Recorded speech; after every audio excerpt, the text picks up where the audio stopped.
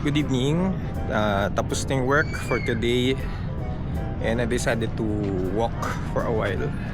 So mga 10,000 steps to fulfill yung physical commitment of activity. I'm doing this to improve my health, syempre. And I'm doing this also for to lose fats and eventually become healthy. Kasi madami kaming travel. And syempre gusto ko in full shape ako pag ginawa namin yung traveling na yun. Kung matutuloy, this coming March, punta ako sa Singapore. So abangan nyo yung trip na yun. At I'll create, ang target ko for that trip ay mga 4 videos. And gusto kong pasyalan ulit. Kasi for me, Singapore is my second home. And I want to document. Ipapasyal ko yung wife ko sa Sungai Buloh. So nakapunta na ako doon before. Naghanap ako ng crocodile sa wild. Nakita ko lang ay mga monitor lizards na nakita ko. But this time around, nahanap ko dapat 10 AM andun na. Para, or basta pa low tide. Punta kasi ako doon dati mga around 2 PM eh. So ngayon, agahan ko daw para makakita ko ng crocodile sa wild. Pagpunta ko ng Singapore din, pupuntahan ko syempre Tampines. Tumira ako doon for 2 years I think, or 1.5. Yan, punta ko yung mga memories ko doon, yung mga tinatambayan ko doon pagka nag-exercise, walking, kagaya nito. If you have suggestions na pwedeng puntahan sa Singapore, sa March punta ako doon. Lau Pa Sat, definitely. Hindi pa pala nakapunta ang Lau Pa Sat yung wife ko. So doon kami magdi-dinner ng day 1. Hanap kami ng simbahan na pwedeng simbahan sa Singapore. Sa Nabina siguro. Shopping, I don't know. Best place to shop kasi Singapore, ganyan. May pinag-iipunan kasi ako na for investment. Kasi aside from work, I'm thinking of putting up my own business na rin. So I have partners naman, friends na we're putting up a secret muna. Itutuloy ko yung apparel business ko. So supportahan nyo. I'm going to produce t-shirts and caps. Dedicated for yun, people who go outdoors, mga travelers. Gusto ko tech fit shirt para kahit pawisan sila, madali mag-dry, hindi sila magkakasakit, tapos medyo malamig sa katawan. So ganung klaseng shirts. And I'm also thinking of polo shirts din, kasi gusto ko naka-polo shirt pag nagbo-vlog sana. Cap, kasi I always wear cap, shirt, cap, and bag. Gusto kong gumawa ng bags na ni backpack yung mga pang bardagulan na backpack. I'm not sure how much yung cost, but gusto ko siyang i-customize sa need ko as a person who will go outside to explore, to vlog. So abangan niyo yung business, supportahan niyo yung business na yan. But I will start small, t-shirt muna and caps.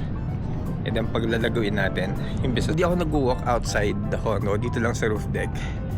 Kasi if you go down, hindi ko feel yung usok. Traffic sa baba, usok.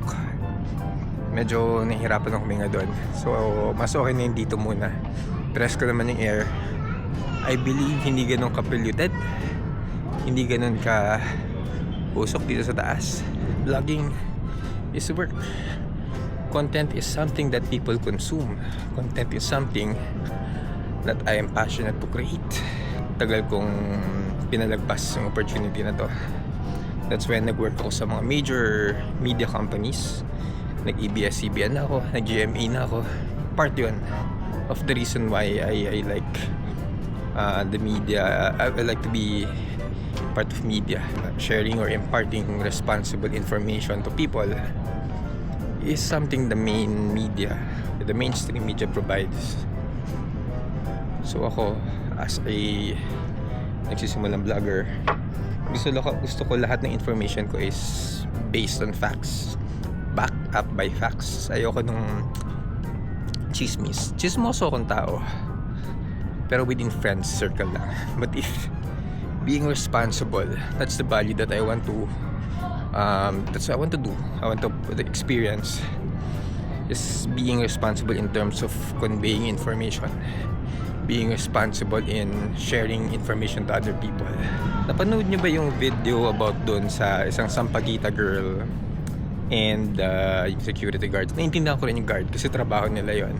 Ang hindi ko lang mag-gets dun sa guard, bakit niya sinira yung product or yung sampagitan ng girl. Bakit niya tinry sipain yung girl. Diba? Nagpipigil siya eh. Pero talagang sumabog siya eh. Yun yung aking parang bakit mo ginawa yan? Okay ka naman sana kung pinaalis mo lang talaga yung girl. React that way. Pero yung sipain mo siya, sirain mo yung binibenta niya. Parang ninakawan mo siya eh. Sinaktan mo pa.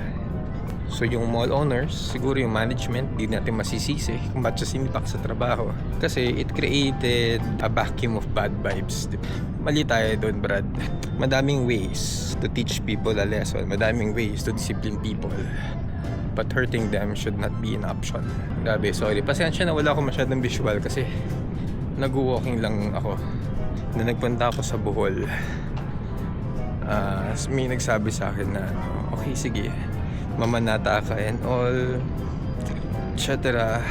Punta ako 7, pumunta ako sa 7 simbahan sa Bohol. May nagsabi sa akin isa na ganun daw talaga every panata or you will be tested.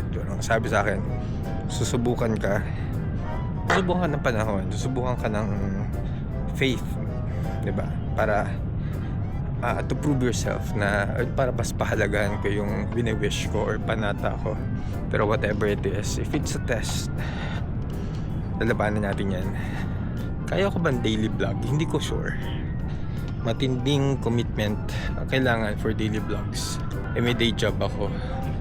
Mahirap kasi mag-edit, mag-isip ng concept. Ayan yung challenge sa vlogging. Yung daily concept, how to make it consistent. Pero kung kakaririn natin, kung karirin ko yan, ayun. Kaso hindi naman kayo nagsasubscribe. Diba? Time is important.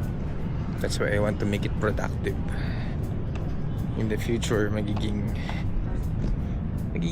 okay din yan. Mamamonetize natin channel na to.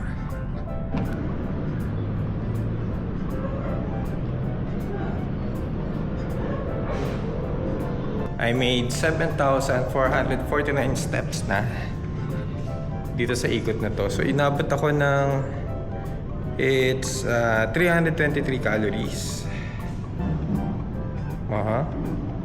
And then 1 hour 16 minutes yung time para magawa ko yung 7,449 steps. That's it, Pansit. That's it for today's video. Simple video lang. Tomorrow's video, I'll go out, mawashing ako, and create a story. And until then, see you tomorrow. Good night.